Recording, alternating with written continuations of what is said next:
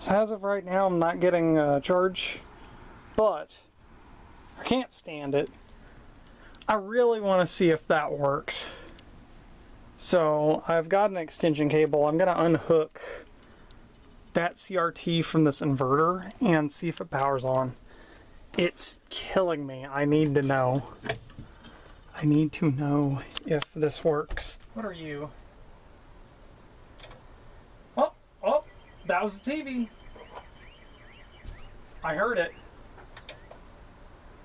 We have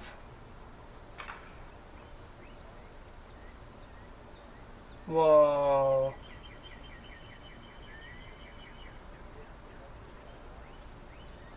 I don't know if that's good.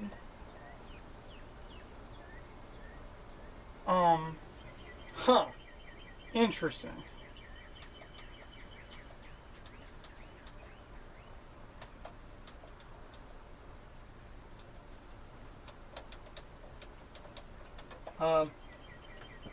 Not giving me anything here.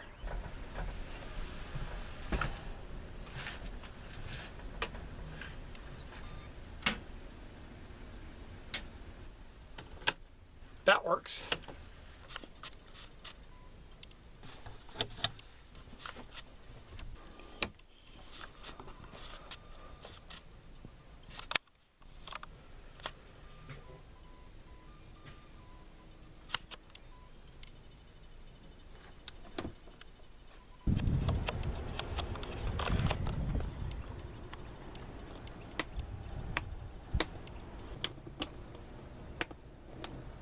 So I got the kitchen clean,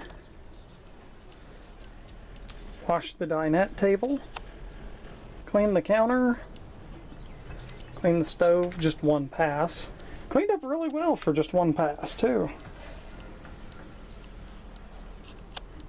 I gotta get we gotta check the plumbing, make sure it's good before I gotta wash the sink. So this RV came with a couple of these Everstart deep cycle marine batteries in them. Same model. Came with these. I could not get these to charge. These were made in 2012. I imagine they're probably bad or need to be revived. I, back in 2018, bought this giant Super Start deep cycle marine battery to use in my van.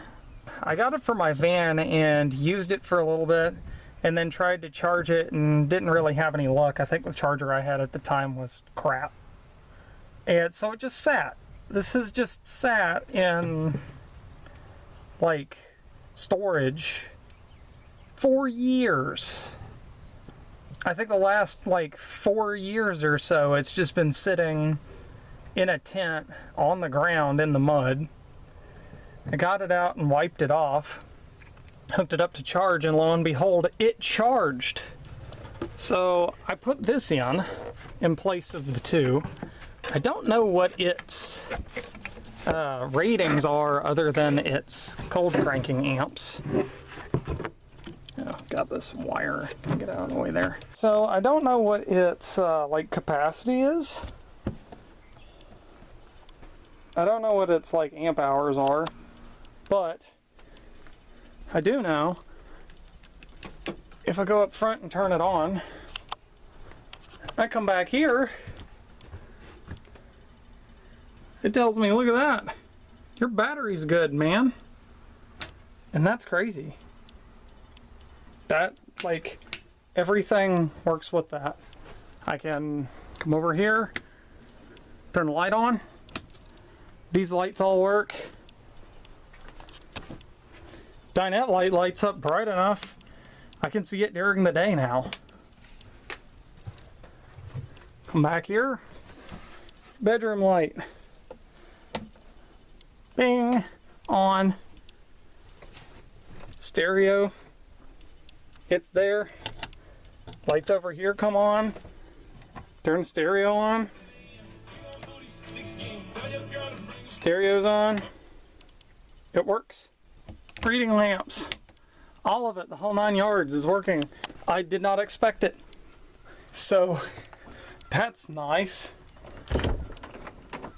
cleared the wasps out of the bathroom. This bathroom needs a lot of work. Big ass medicine cabinet and mirror in here. I'm curious. This has lights. Lights. It has lights. Holy shit, okay. Alright. The vent motor works. This vent's broken. I have a trash bag over it. The motor works, but obviously that gear is missing to make it go up and down. And it's missing the lid. The fan motor doesn't work, but cool. The electronics are working. I'm super excited about this. This kitchen light. Yes, kitchen light works. Sick. I wonder if this inverter, okay, there's this inverter over here. This used to show low battery. It still, for some reason, shows low battery. I do not know why. I wonder if this inverter goes to the front battery. That would make more sense. Because that inverter, I believe, is supposed to run all of this. I think that's connected to the front. I don't know. I need to test that inverter. But I want to put a Panasonic radio in there. Have all the Bluetooth and everything and see if that all works. Super excited about this. That battery working. It finally has a purpose now. And this, just the fact this panel works blows my mind. The fact I can keep an eye on the battery condition. So cool. There was a blemish on the table here that I'm gonna have to patch up. I cut it out because it looked like somebody burned that at one time. I think next step's gonna be cleaning all of the cushions on everything to get them all cleaned, and I want some glass cleaner. If I get an adapter, I'm gonna connect this to the pole, and then that way I can test these air conditioners. I'm curious. This is still connected. Ah, nope. Tough luck, that doesn't work. So cool news. We got all of the couch and dinette cushions taken to the car wash. I scrubbed the hell out of them with a brush and vacuumed them completely dry after rinsing and power washing them. We also set several spider traps throughout here. Deal with any bad spiders. I'm going to replace with good spiders. And then we had a whoopsie doodle. So the throttle body injection straight up caught on fire. Let me explain. So I'm one of the first people to rag on TBI as a whole because I prefer carburation systems, but the real reason here. So the real reason, here's your actual top of your throttle body injection system. You've got your injectors, there's this top piece, and then there's a fuel pressure regulator in the top. There's a paper gasket goes around these circular sides there to seal that. So I have the kit to replace all of that now. When we were getting the RV, we sealed that with some stuff in a tube. I think it was like Moto Seal as a Permatex product. Put it on as good as I could. I have no idea if this is warped or not. But the passenger side did not seal all the way and allowed a little trickle of fuel in, which made the right side run lean, which normally wouldn't be too bad of a problem to just move it across the yard. Like after we got it towed, I could park it with just that. However, trying to start it up in the morning and it do a little backfire makes this a continual fuel source, which then lit up. When that lit up, it burned this fuel injection connector, part number here. These, fortunately, on eBay are like 12 bucks, so no big harm. But that's all, fortunately, all that got damaged. When I shot it with the fire extinguisher, these were closed, throttle plates were closed, so I only got this, and there is absolutely nothing that got into the throat of the 454. Thankfully, so I do not have to tear an engine apart. So the factory extinguisher from 90 was of no use. It completely solidified and was not serviceable. We wound up using one from in our kitchen, which is from 2017, which worked perfectly fine, but kind of fortunate because we didn't remember that that was from 2017, so these are all going to get replaced. I took the old mounting bracket off and mounted this one instead, so just in case, we're going to have this for probably the next year because it'll still work. I just blipped it just enough to put out that fire, so this should be fine for a little bit. Okay, so this has been cleaned and rebuilt, and all of the filters put in the injectors and everything. And we've got another old $12 eBay connector to go to the one that burnt up. There's the one that burned up. It's probably a good thing anyway, because that looks like that particular harness has been repaired before. Did notice this side looks a little odd where it seals, so if this has a gap over here and it leaks, then I'll have to use that Moto seal and that paper gasket with it. If not, then it should be good to go. Hopefully, fingers crossed, this is all that needs to just run perfectly. Also noticed that I think there's a vacuum line missing. I think it goes from here to back here, if I'm not mistaken. Sealed a few things today. Got those cab lights up front sealed, and where the CB antenna went in. Took apart and sealed the ones on the back as well. It looks terrible, but they're not gonna leak. And we used that RV flange sealant that we got for the vent up top. So here's the vent we had to reseal. So I'm noticing a theme here. Somebody used silicone sealant. Somebody else put Bondo over the top of it. And then somebody put like window caulking over it. So the whole process has been getting rid of those layers and then resealing. So we got that vent resealed. This is our temporary solution for keeping water out of that vent until we get a lid.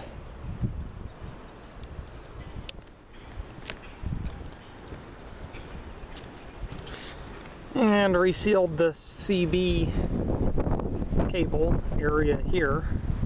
Also did some of this over here while we were able to. So ultimately, everything was done silicone Bondo window caulk. So all of this stuff is going to need to be redone with the stuff in the tube. This skylight is terrifying. Every time I touch that thing, it cracks. I've been using Ultra Gray to patch up cracks in this. I think, considering how weird of a shape this is and how expensive skylights are, I may just Lexan this.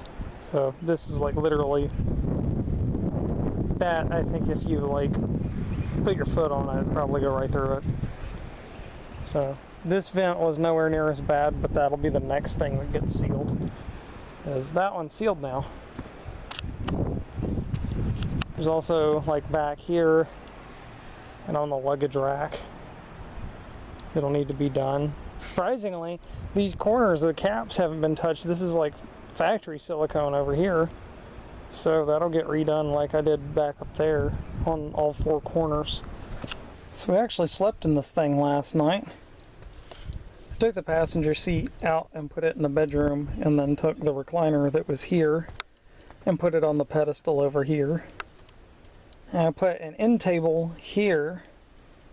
My initial plan was to put my big CRT up here, but I have my computer set up here. So both the couch is made into a bed and the dinette's made into a bed. The dinette's really stiff by itself, but putting a couple foam mattresses on top and then putting all the bedding on there, that turned into a cloud. The sofa sleeps just like my bench seat I had in the van. It's nice and comfy. We fixed up the windows. The clips were missing initially, so to be able to tow it without it, falling off or breaking, We put like some Harbor Freight hardware on there, just like a bolt with nut on the back of it with to protect the glass.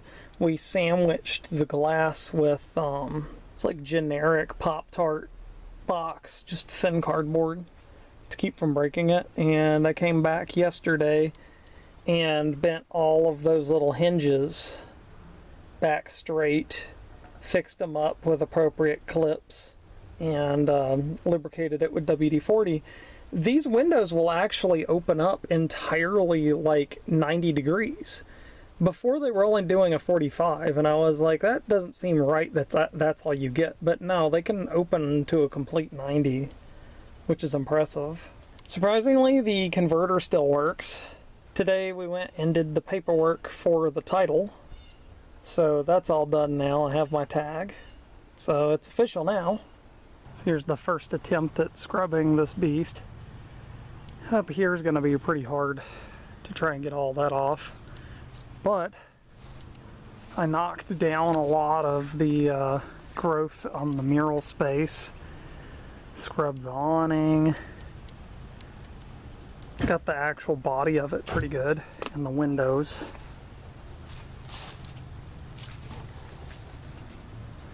And that's looking pretty good, all things considered. So I just kind of went over the sides once. I haven't done the front yet. You can tell, you can really tell with that. So I did the driver's side as well. Driver's side's looking really good. It wasn't nearly as hard because this is where the weather comes in. It already washed it pretty well. So my thought process is if I cut through a lot of the grime, then when it goes to storm, it'll dig in a little bit more to the junk that's still on there.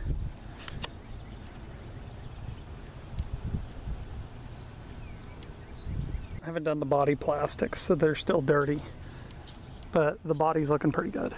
Haven't even started with the back yet. Sound of rain on aluminum and fiberglass.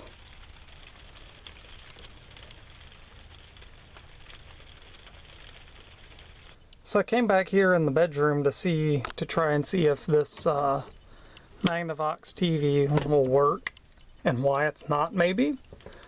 There was a 12 volt outlet here. I noticed that when the auxiliary battery is hooked in, this has 12 volts coming directly from it. There's a switch right here, under here. Took it out, tested the switch.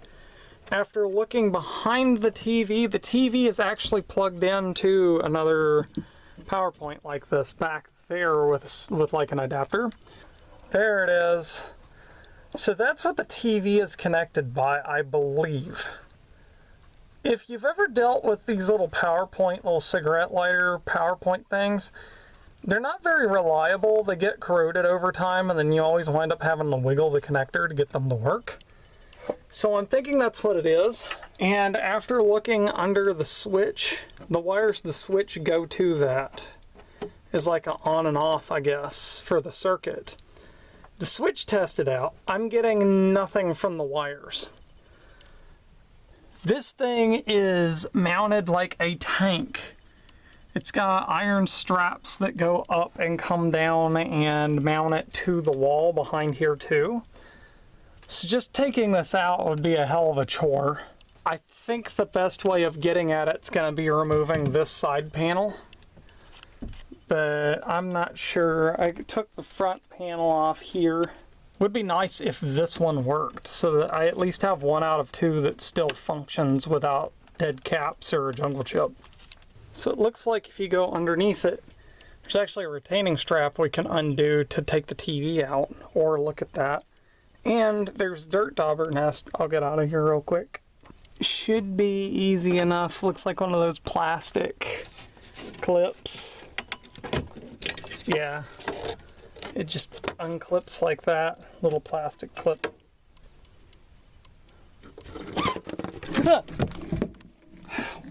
Why did I drop that? I just made a huge mess.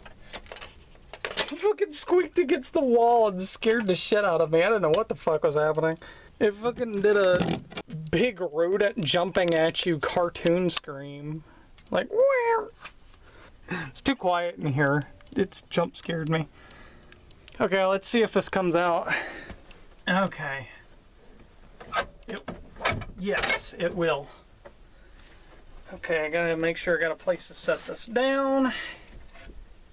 And to be careful, just in case there's spiders or something.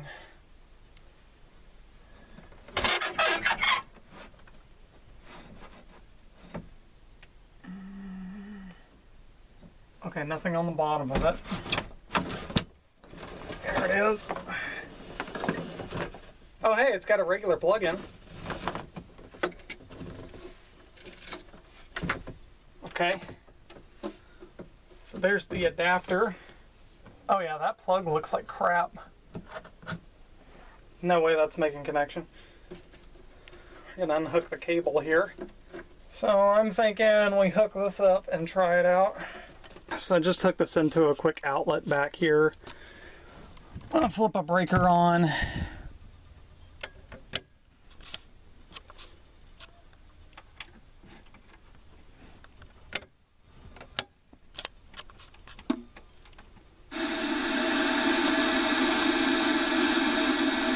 Oh shit, it works!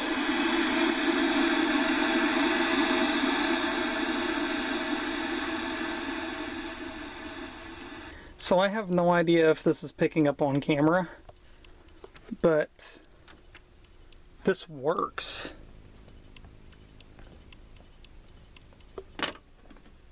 Since it's an old CRT television, it's going to be flashing, but it's working, which is more than what I was expecting. There we go. Okay, I got good lighting here so you can see it. That's functioning. Ta-da! Okay, cool. I found this piece of paper. It has the model number, serial number, pack date code, January, March of 1990. This was made and put in the same month to be put out in this. Only 2 amps, supposedly. That's impressive. At 60 hertz. Not bad. Alright, let's see what we got on the back. It says, perfect view on the top. That's going to need to be cleaned. Okay. Magnavox. 12 volt, 30 watts. 120, 55 watts. So, you've got your... looks like mono sound, composite input for video, maybe a headphone jack at 12 volt, a DGOS switch, and a vertical control. Looks like it's got a coaxial and I don't know if this is a ground or an antenna wire. Portable antenna. This is one of those. Look at that shit. Portable antenna on it, even though it's made to hook up to an antenna. That's cool. Complies with the standards under Radiation Control for Health and Safety Act of 1968. Sweet. Okay, so I went to get this out and got the 12 volt cable out and wiggled it around, tried to see if it would work. It wouldn't work yet, so I plugged it into that one we know is getting power, and it still didn't work. I took the tip off of here because these have fuses in them, and found the problem. So you have the cap, you have your little metal piece, you have a fuse in here. This fuse, it's not going to show up on camera. Oh, there it goes. That gap, that fuse is spent. So this won't work just because of a fuse. That's easy. There's a bunch of these up in the engine compartment in one of the fuse boxes. So I believe it's the exact same rating as this because they're just conventional bus fuses. So I can fix that adapter for later. But the TV works with the regular plug-in. So this could go back together and be used in here as is with another fuse. Look at the cute little fella all cleaned up. It says perfect view. Like crap, its menu buttons still work too. That's crazy.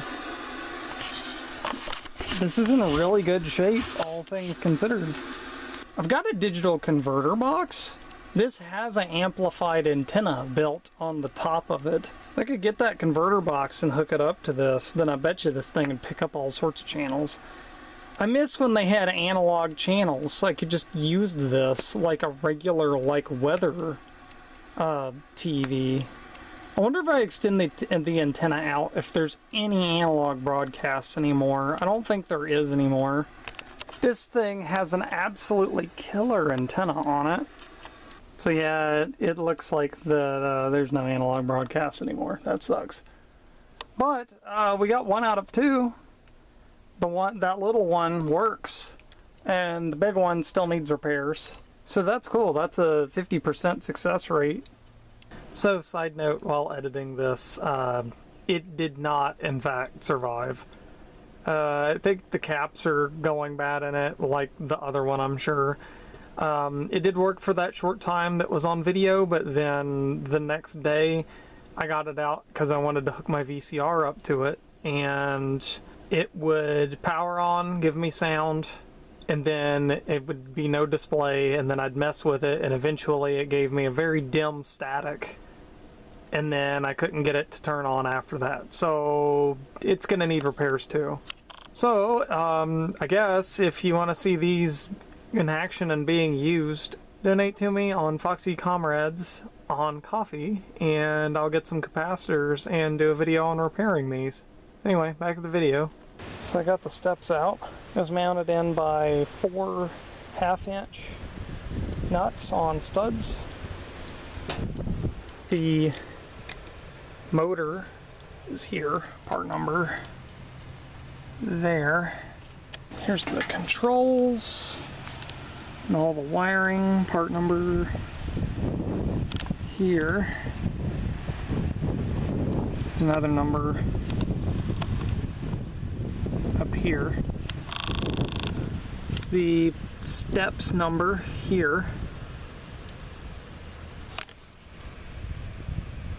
Has rivets on every joint, which I'll be grinding or cutting off, and then taking these joints and putting them in a press and pressing them back out so I can get this thing to work again.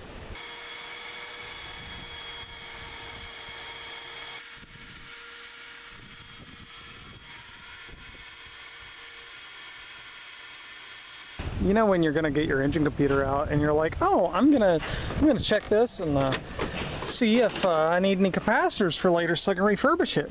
Internet says that on a P30 it's mounted underneath the dash, probably on the driver's side. It's not. Is it mounted to the steering column? Yeah, I found it.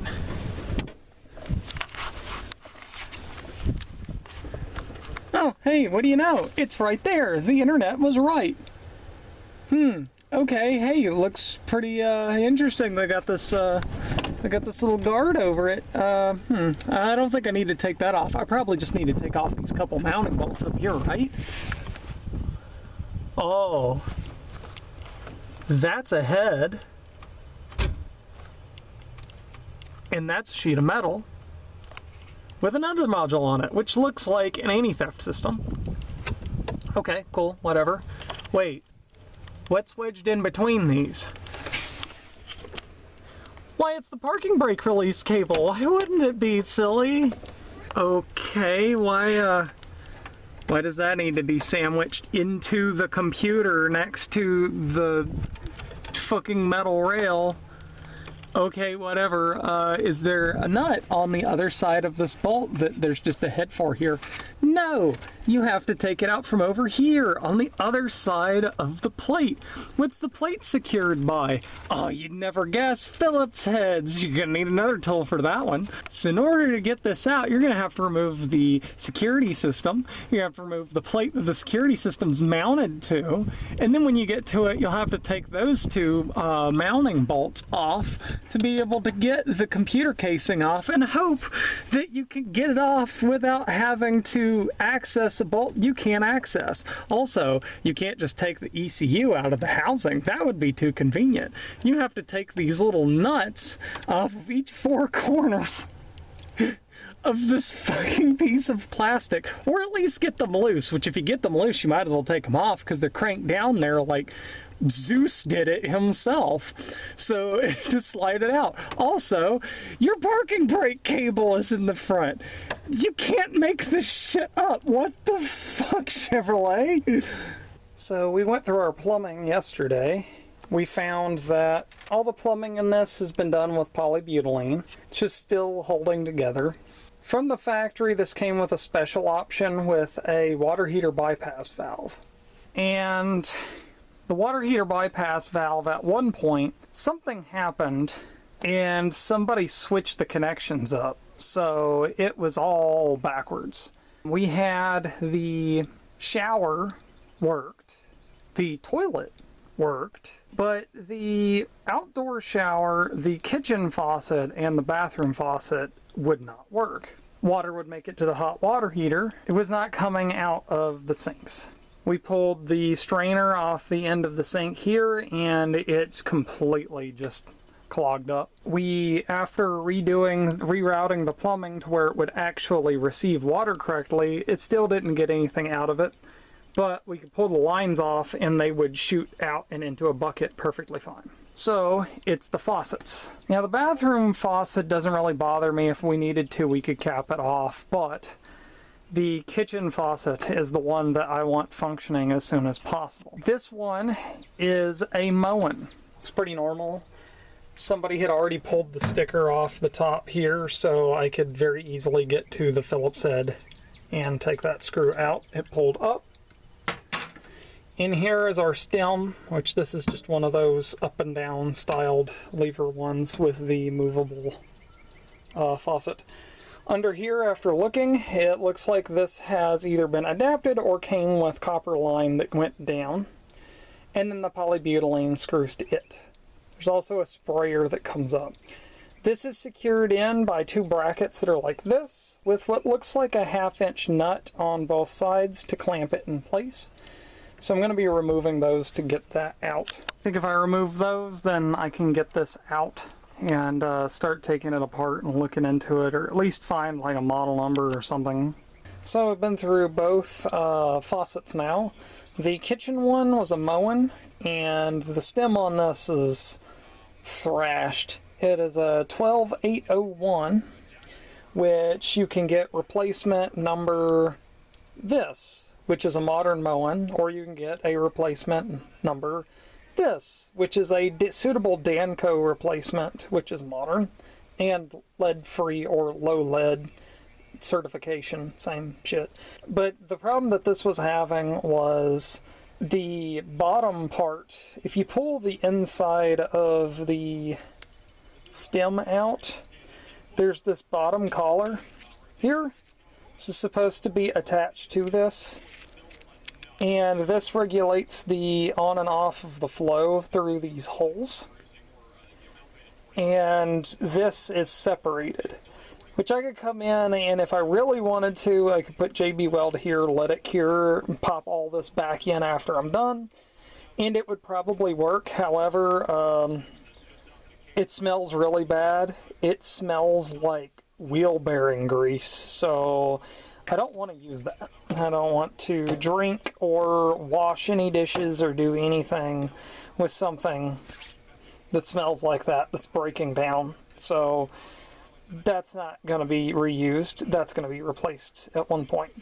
The bathroom sink was this guy. This was a Gold Valley, which I believe is Danco. I'm not quite too sure. I'm not familiar with all the brands. But after getting a part, I found out what was wrong with it. So this is the cartridge here, which is this number, Danco.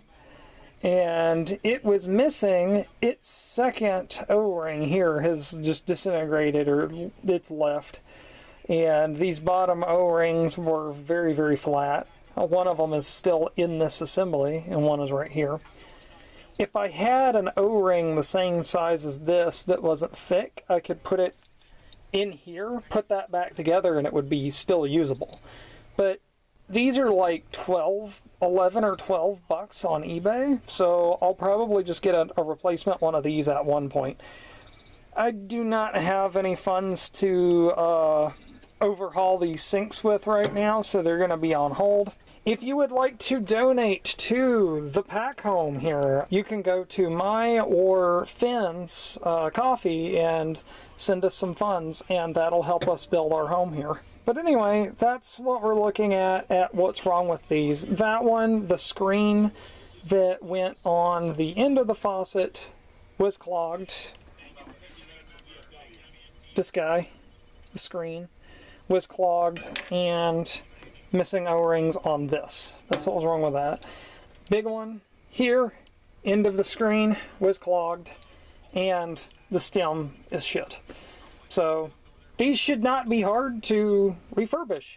Matter of fact, I was super surprised that both of these were just copper with regular old like fittings, and then they put the polybutylene lines directly to them. That's fine. I can put them back together with Teflon and rock and roll with it as is, and then do my replumbing later. Figured it out. That was the problems with the faucets. So that's going to be fixable. Hell yes.